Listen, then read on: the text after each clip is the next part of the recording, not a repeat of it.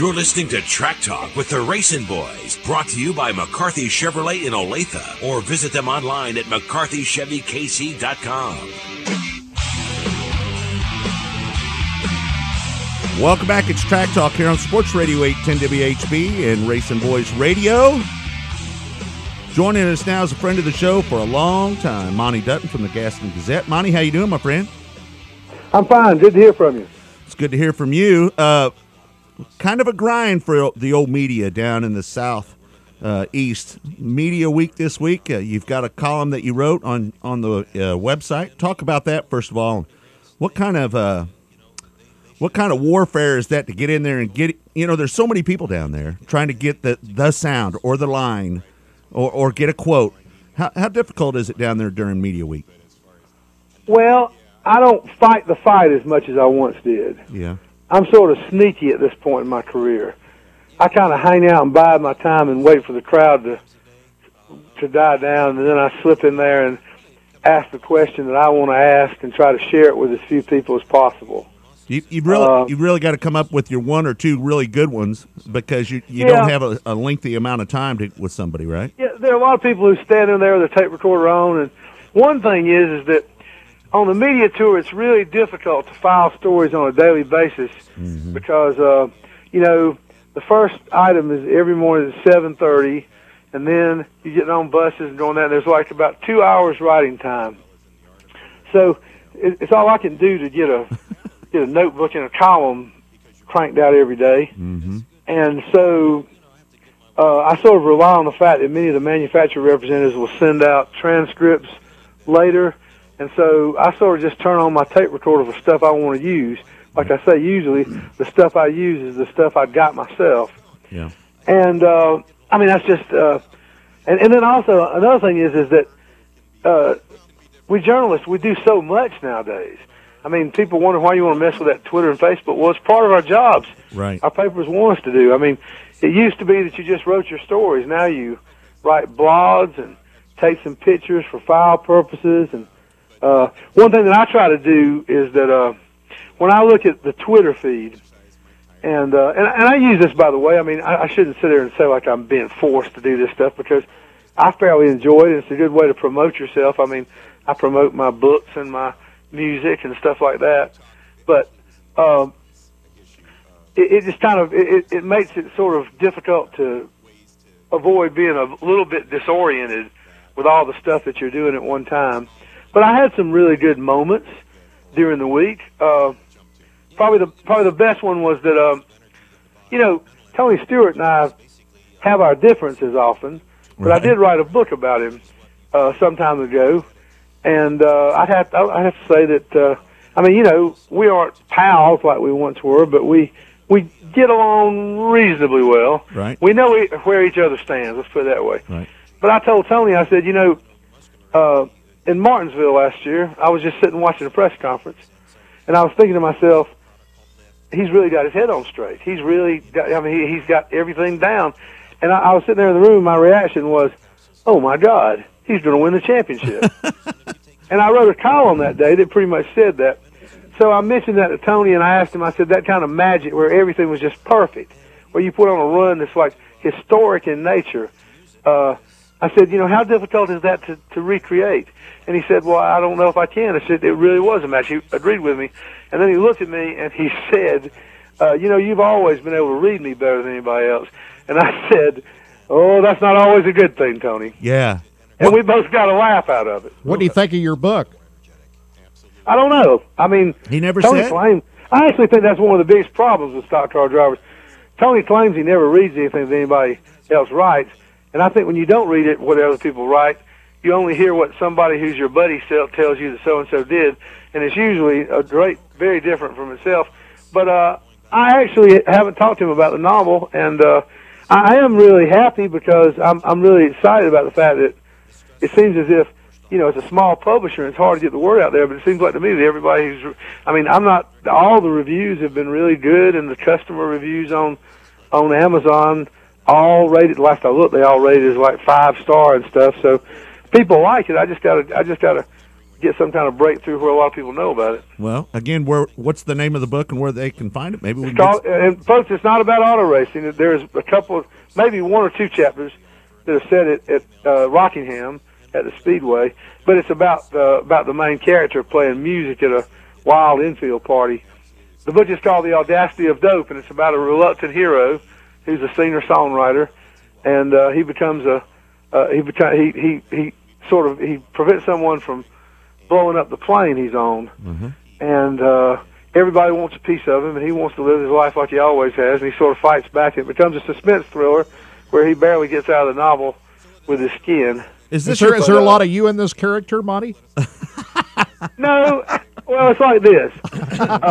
The book started as being very different from the way it is, because I got sort of fascinated with security and things like that. Right. And then I wrote a book about music, and I hung out with a lot of musicians, and then I taught myself to play guitar and write songs.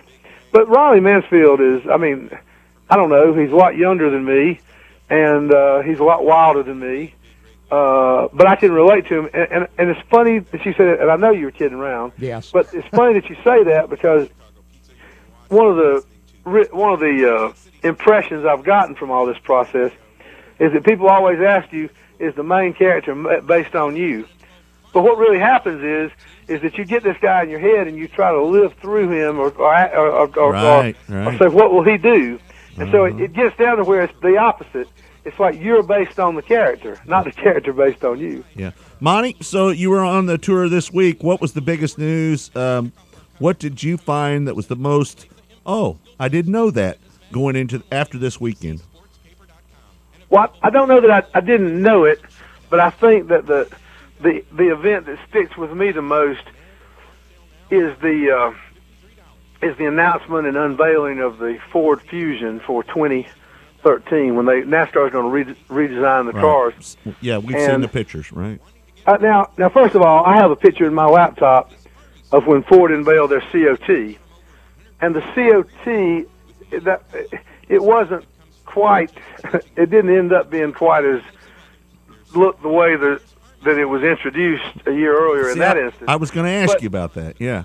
But the fact is that the new Fusion, first of all, for a long time, Ford expressed the willingness that they wanted to run a Mustang. Well, in some ways, I see where they went out of that, because the 2013 Fusion is a pretty sporty car. Mm-hmm.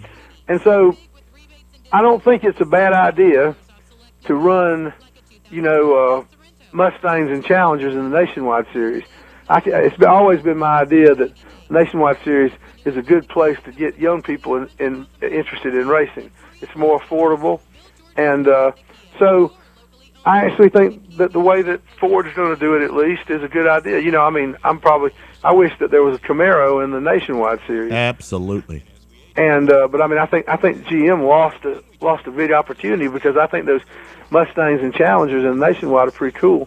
Well, but I think that the surprising thing, of course, is that this is typical NASCAR, but this is also as close as you'll ever get to NASCAR admitting they're wrong, because, of course, based on what you hear the NASCAR people say, you would think that these race cars have just gotten too generic, and NASCAR just had to step in.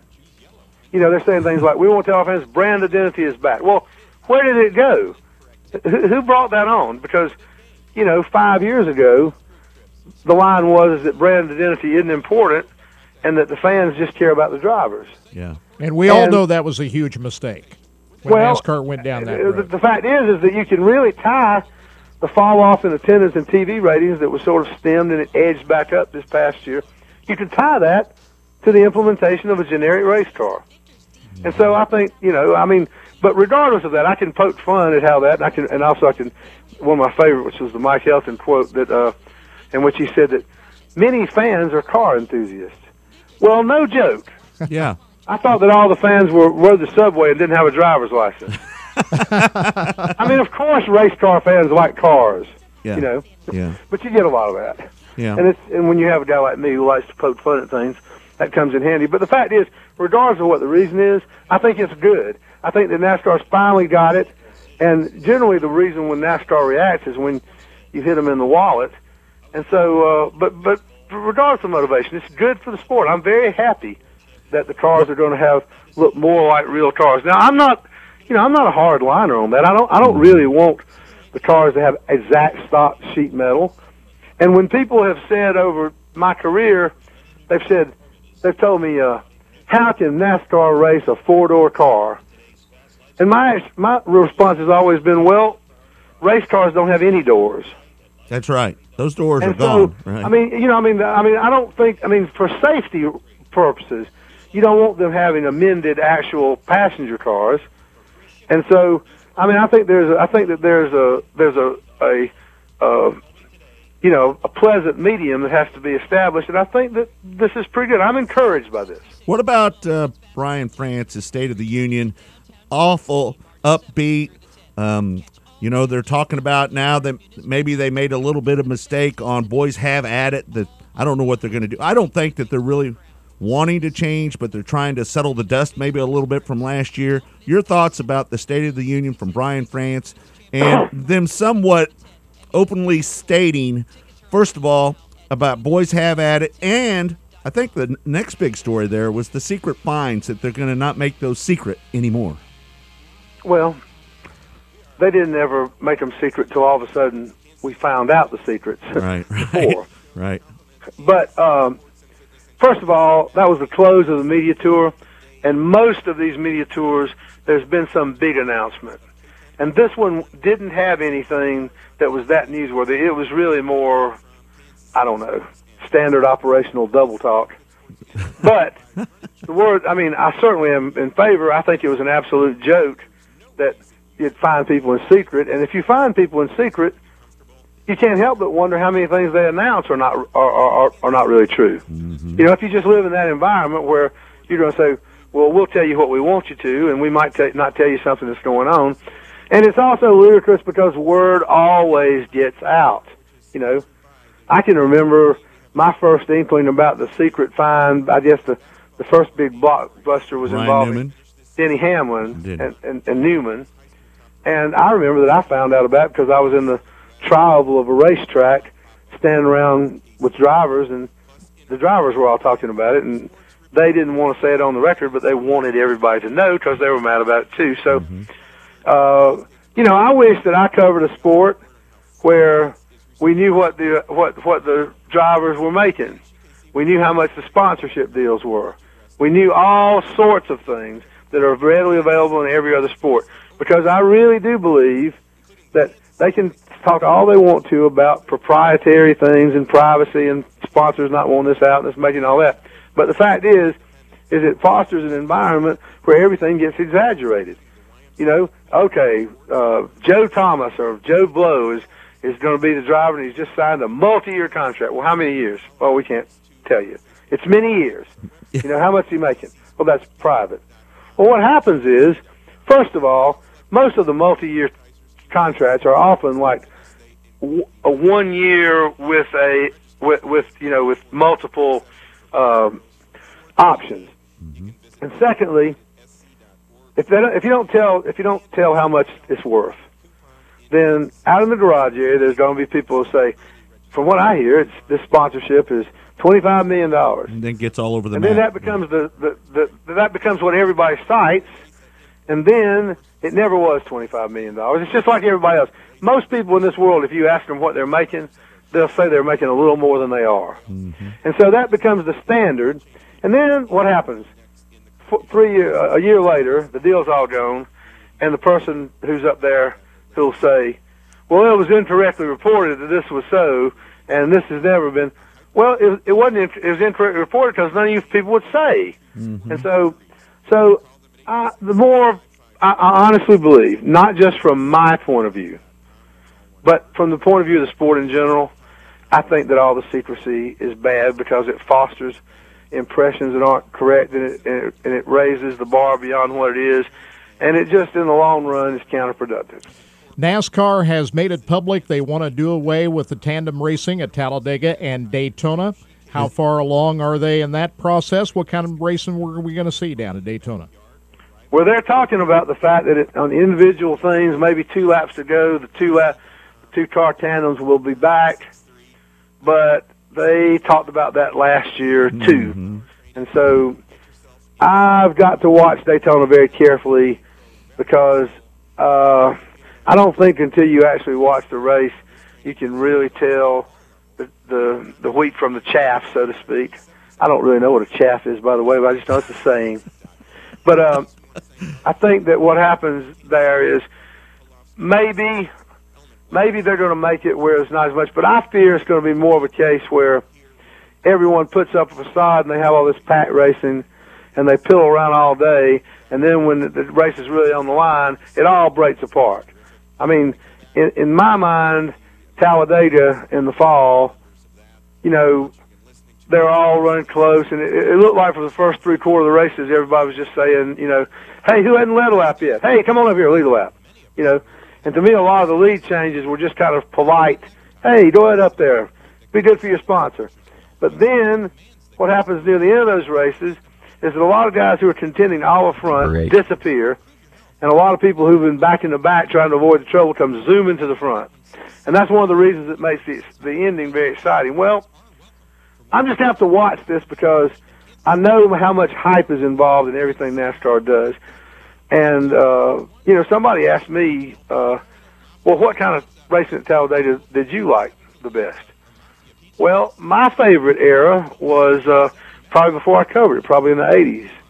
And then I liked it a little bit more earlier on. I mean, the huge packs, I don't like the two-car drafting. I mean, I think the difficult part of that is that I think race fans want everybody to go for the win. And I don't think it's ever good when you have one teammate who's subservient. I mean, like last year when Dale Earnhardt Jr. pushed Jimmy Johnson to win Talladega. And they said, well, we were just faster with his car in front. I think the average Dale Earnhardt Jr. wants to say, like hell, you know, I'm not helping. I'm going for myself. Yeah. Right. So you know, I think that what I call tag team drafting is not going away, but I still have some misgivings about. I mean, it strikes me as being really odd when the solution to the problem is, all right, you guys, if you don't stop doing this, your engine will explode. Right. And so I have some misgivings, but I really do think that every time rules change at Daytona and Talladega, that something that you don't expect, something like tag team drafting, happens, and it always has unexpected consequences, sometimes good, sometimes bad, and I really think that it's very important to reserve judgment and not just swallow what they tell you, because everybody's hyping things. And, you know, one of the typical things at this time of year is that most of the drivers say that everything's wonderful. Yeah. And then the first race, they're all, this is the most ridiculous thing I've ever heard. Right. So I've gotten Missourian in my old age. You got to show me now. Yeah, I like that. That's a heck of a note to finish on, Monty. Again, if everybody wants to find your books that you've written, they can do that on Amazon.com, and they can check your work. There's a Kindle version of the novel available. Oh, there is? Which I'm amazed by how many people buy them, because I don't have one. Okay. All right. And then also they can check Amazon.com and NeverlandPublishing.com. And don't forget GastonGazette.com. They go to the sports section. They can find you there as well, right? Oh, you can find me anywhere, man. That's right. All right, Monty. Thanks, bud. Unavoidable. I have to straighten up and fly right, because it's important. It's impossible in this day and age to keep your secrets, isn't it? Please do not do that, right? All right, Monty. Thanks, bud. Thanks, Monty. Thanks for having me, guys. I appreciate it. All right, Monty Dutton, Gaston Gazette. And I agree with him about Daytona. We just have to wait and see. I don't think any of us, nobody really knows what's going to happen. Nobody really knows for sure. All right, we're going to take a break. When we come back, the phone lines are open. Plus, we're going to speak with Kevin Greven as well. What, Kirk? You're pointing at something. We've got him coming up. Kevin Greven? Give us a scene setter from the Bodie's Auction and Trade Show. All right, you're listening to Track Talk on Sports Radio 810, brought to you by McCarthy Chevrolet. Check them out at McCarthyChevyKC.com. We'll be right back. Track Talk.